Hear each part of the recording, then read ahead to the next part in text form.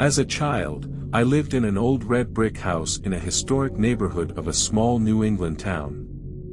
The house was imposing, with tall, narrow windows that seemed to watch you from afar, and a basement that, even during the day, was wrapped in a thick, unsettling darkness. It was the kind of house that inspired ghost stories, with creaky stairs, doors that seemed to close on their own, and an atmosphere that grew more oppressive as the sun set. Every year, my parents turned the basement into a haunted house for Halloween, an event that attracted kids from all over the neighborhood.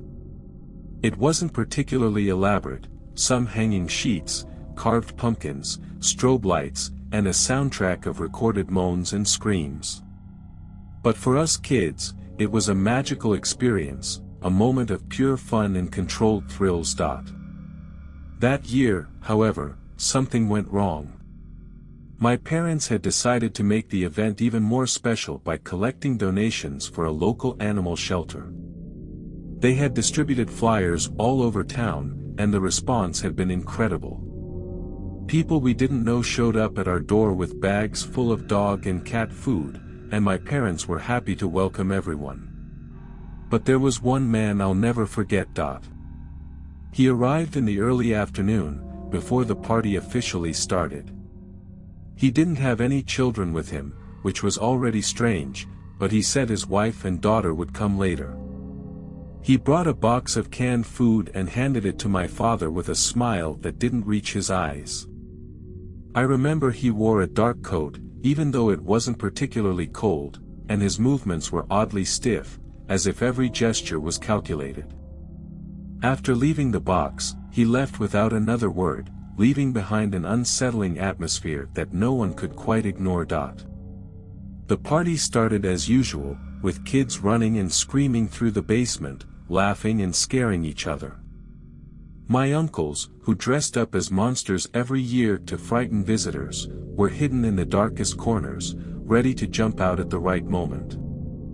That year, they wore eerie masks, similar to human faces but distorted, with empty expressions that seemed to follow you wherever you moved. The masks were so realistic they almost seemed alive, and even I, who had seen them dozens of times, couldn't look at them for too long without feeling uneasy.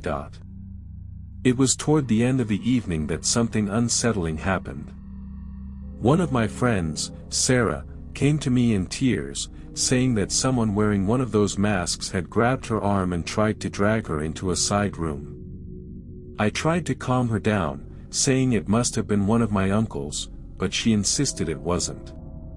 His hand was cold, too cold, and his touch had been accompanied by a labored breath that had chilled her to the bone.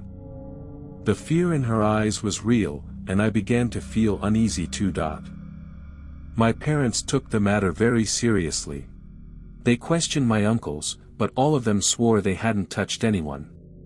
That's when we noticed that one of them, Uncle Mike, wasn't in his spot. When we found him, he said he had left his mask on a chair while he went to the bathroom, and when he returned, it was gone. Tension skyrocketed, and my parents decided to end the party early. They called the police, who searched the house but found nothing suspicious. There were no signs of intrusion, no evidence that anyone had entered or left secretly. Yet, the missing mask was never found. That night, as I tried to fall asleep, I heard a noise at the window. It was a soft sound, like someone gently tapping on the glass. I froze, my heart racing, hoping it was just the wind. Then the noise grew louder, more insistent, like a scratch trying to get in. With a mix of terror and determination, I got up and approached the window. When I pulled back the curtains, I saw a figure standing outside, illuminated by the faint moonlight. It was wearing one of my uncle's masks, but there was something different, something wrong. The mask almost seemed alive, with an expression I couldn't decipher. Before I could scream, the figure turned and disappeared into the darkness. I called my parents, who checked the garden with a flashlight, but they found no one. The police returned, but once again, there was no evidence of an intrusion. Weeks passed, then months, and the fear began to fade. Until one day, coming home from school, I found a mask on my bed. It was identical to my uncle's masks, but with one difference: on the back, written in black marker, was my name. How did someone know my name? And how had they gotten into the house without anyone seeing them? My parents installed a more advanced security system, with cameras and sensors on every window and door. But despite all the precautions, I kept hearing noises at night: taps, scratches, light footsteps on the roof. Every time we checked, there was nothing. The police said it could be an animal, but I knew it wasn't. There was someone out there, someone who seemed to know every corner of our house, every habit of ours. Years later, when I had grown up and moved away, I received an anonymous letter. Inside was a photo of our old house, taken at night, with a figure standing in front of my window. It was still wearing that mask. On the back of the photo was written, "I missed you."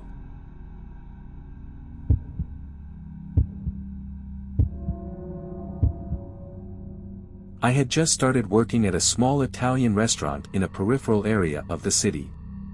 The place wasn't the best, the building was old, with peeling walls and an atmosphere that felt heavy even during the busiest hours. But I was desperate. I needed money, and that job, though not ideal, was my only option. The manager, a man named Mark, was the kind of person who made you uneasy for no apparent reason. He had a shifty gaze and a way of speaking that always seemed to hide something. He always assigned me the longest shifts and kept me late, never caring about my objections. But, as I said, I couldn't afford to be picky. One evening, while closing the restaurant, I started hearing strange noises. I was in the kitchen, cleaning the tiled floors, when I heard dull thuds and scratches coming from under the floor. At first, I thought I was imagining things, but the sounds continued: a thud, then a scratch, then another thud. It was as if someone, or something, was moving beneath me. I stopped, my heart pounding, trying to figure out where the noises were coming from. They were faint but distinct, and they seemed to be coming from the basement. The problem was, Mark had told me the restaurant didn't have a basement. But I knew that wasn't true. I had seen the ground-level windows at the back of the building, small and dirty but clearly visible. The next day, I decided to talk to Mark about it. I told him about the noises and asked if there was a basement. He looked at me with a strange, almost annoyed expression and said there was no basement. "It's just the old building creaking," he said, shrugging. But I knew he was lying. I tried to press further, but he cut me off sharply, telling me to focus on my work and not ask questions. The tone of his voice sent chills down my spine. Something was wrong, but I couldn't afford to lose the job, so I decided to let it go. The noises, however, didn't stop. Every night, while closing, I heard those sounds: thuds, scratches, and sometimes even whispers. It was as if someone was trying to get my attention. One night, unable to resist my curiosity any longer, I decided to investigate on my own. I went to the back of the restaurant, where the ground-level windows were. I crouched down and tried to look inside, but it was pitch black. I turned on my phone's flashlight and pointed it at the glass, but I couldn't see anything. Just as I was about to give up, a light turned on inside, just for a moment, and then went out. I froze, my heart in my throat, trying to make sense of what I had just seen. I couldn't explain it, but something about that brief flash of light terrified me. The next night, I couldn't stop thinking about what I had seen. I decided to go back to the ground-level windows, even though I knew I shouldn't. This time, as I approached, I saw something move behind the glass. I bent down to get a closer look, and suddenly a face appeared, pressed against the glass. It was a man, but he didn't look human.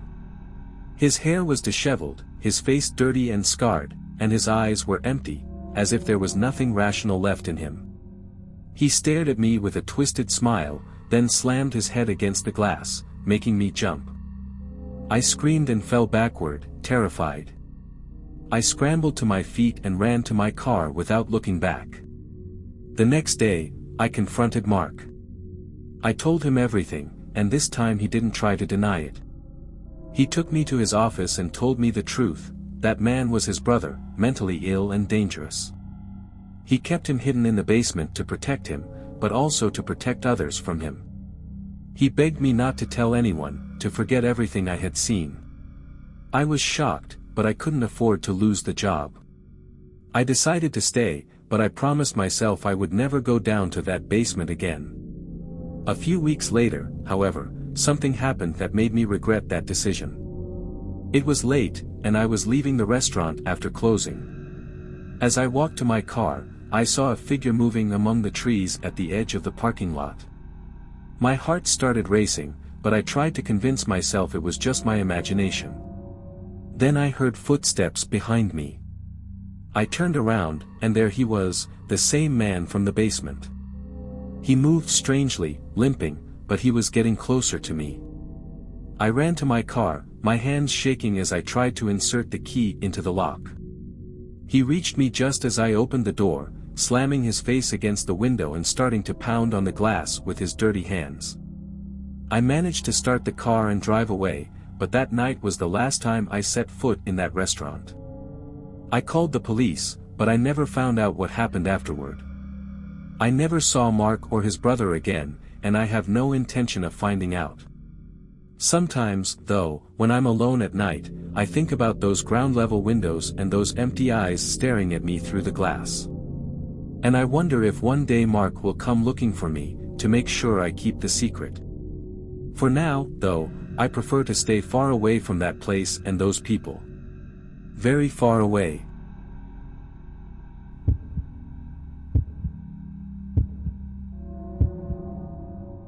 Ever since I was a child, our dog, Max, had always slept in the garage.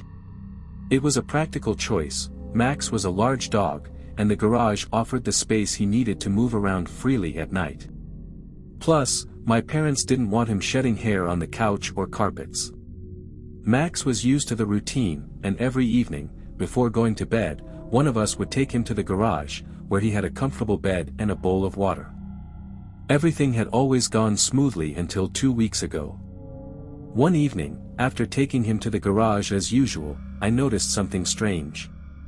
Normally, Max would settle into his bed right away, but this time he stayed standing, staring at the door that led to the house. His eyes were fixed, his ears perked up, as if he were listening to something. I called him, but he didn't turn around. I decided to ignore the behavior, thinking he was just tired or distracted. The next morning, I found Max crouched near the garage door, as if he had been waiting all night to come out. I let him into the house, but he seemed restless, constantly looking back at the garage with an expression I couldn't interpret. Over the next few days, his behavior worsened. Instead of going into the garage at night, he refused to go near the door, growling softly every time we tried to lead him inside. Eventually, we decided to let him sleep in the house, at least temporarily. One night, while I was in bed, I heard a noise coming from the garage. It was a metallic sound, as if someone were moving tools around. I got up and looked out the window of my room, which faced the garage. The light inside was on, even though I was sure I had turned it off before going to bed. I couldn't see anything unusual, but the noise continued, intermittent and unsettling. I decided to ignore it, attributing it to a short circuit or an animal that had snuck in. A few days later, my father decided to check the garage to make sure there were no issues. He opened the door and immediately stepped back, hit by a nauseating smell. "There's something dead in here," he said, covering his nose with his hand. We started searching for the source of the smell but found nothing obvious. In the end, my father concluded it must have been a mouse or a bird that had gotten trapped somewhere. That evening, while I was sitting in the living room, I noticed Max staring fixedly at the garage door, growling non-stop. I approached to calm him down, but his behavior made me uneasy. It was as if he knew something we couldn't see. I decided to take a closer look at the garage once and for all. I grabbed a flashlight and slowly opened the door. The smell was still there, stronger than ever. I walked toward the back of the garage, where we kept old boxes and gardening tools. The flashlight only illuminated small portions of the space, creating shadows that seemed to move on their own. That's when I heard it. A breath. Deep, steady, and too close to ignore. My heart stopped for a moment, and the flashlight trembled in my hand. I turned slowly, pointing the light toward the darkest corner of the garage. And there, among the shadows, I saw something move. The breathing was clear, distinct, and coming from the farthest corner of the garage, where the shadows seemed to thicken into a shapeless mass. The flashlight shook in my hand as I tried to illuminate that corner, but the light couldn't fully penetrate the darkness. Something was moving there, something big, too big to be a mouse or a bird. My instincts screamed at me to run, but my legs felt rooted to the floor. Max, who had stayed at the garage door, began to growl louder, the fur along his back standing on end. His behavior confirmed that I wasn't imagining things. There was really something there, something even he, a brave dog, didn't dare confront.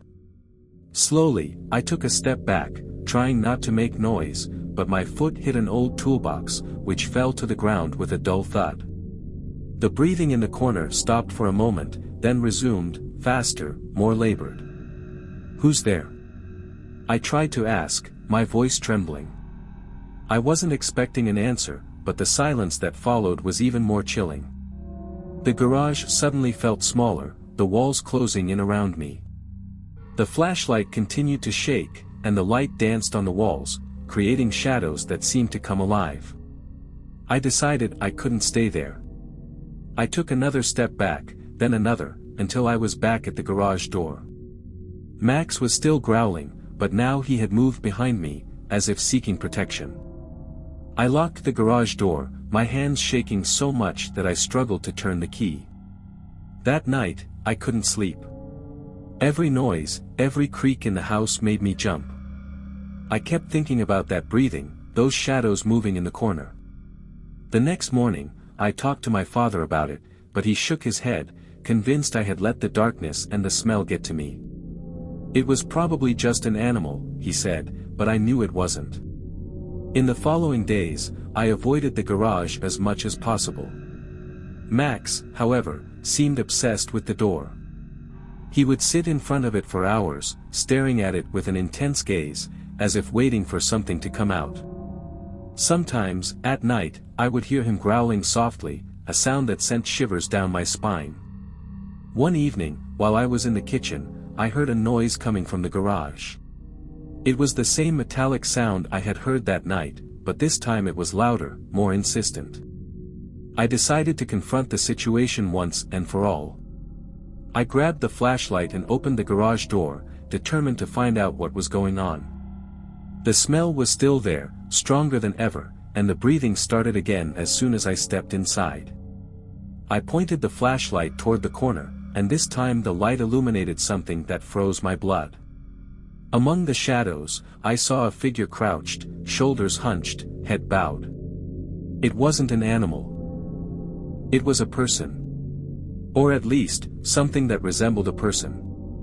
Their clothes were torn and dirty, and their skin looked pale, almost glowing in the flashlight's beam.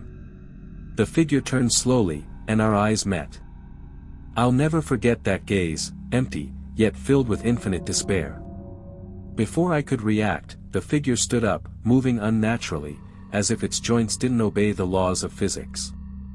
I took a step back, my heart racing, and the flashlight fell from my hand, extinguishing the light. In the darkness, I heard the breathing getting closer, faster, more frantic. Then, a scream. I don't know if it was mine or something else's. I ran toward the door, tripping over boxes and tools scattered across the garage. The key was still in the lock, and I turned it with trembling hands before pushing the door open with all my strength. Max was already inside, hiding under the kitchen table. I collapsed to the floor, my breath short, my mind struggling to process what I had just seen. From that day on, I never set foot in the garage again. My father called an exterminator, but I know it wasn't fleas or mice causing that smell. I know there's still something in there, something waiting in the darkness. And every night, when I hear a noise coming from the garage, I freeze, listening to the breathing that seems to come from every corner of the house.